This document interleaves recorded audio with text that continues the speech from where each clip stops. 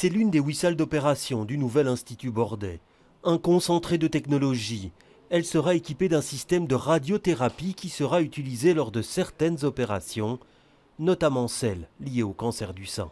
Le principe de cette technique est en fait de combiner deux approches, la chirurgie et la radiothérapie, avec une radiothérapie extrêmement ciblée, à haute dose, donc ciblée et efficace, qui permet d'augmenter l'efficacité locale de la chirurgie, mais aussi d'en diminuer l'agressivité. Du matériel de pointe, il y en a à tous les étages du bâtiment, sans négliger le confort du patient, avec des puits de lumière, des chambres et des espaces avec vue sur la campagne environnante. Malgré ses 80 000 m² et ses 250 lits, les lieux ont été pensés pour limiter au maximum les déplacements.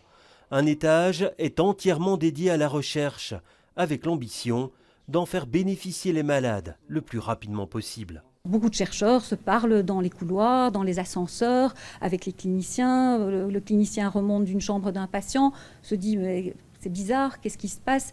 Il en parle à un chercheur qui y pense, qui en fait une question pour ses recherches. Et c'est vraiment cette intégration de tous ces flux et ces interactions entre médecins et chercheurs qui est importante pour promouvoir et dynamiser, faciliter cette recherche contre le cancer. L'investissement est conséquent, près de 400 millions d'euros.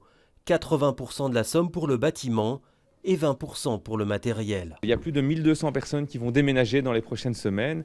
Et alors, puisque l'Institut grandit, on est également à la recherche de nouveaux profils. Donc il y a plus de 100 recrutements qui sont prévus dans les prochaines semaines, au niveau de la pharmacie, au niveau du personnel soignant, au niveau des équipes de recherche. Le transfert des patients aura lieu le samedi 27 novembre. Mais dès ce dimanche, le site ouvre ses portes au grand public qui pourra découvrir ce centre de référence dans le traitement du cancer.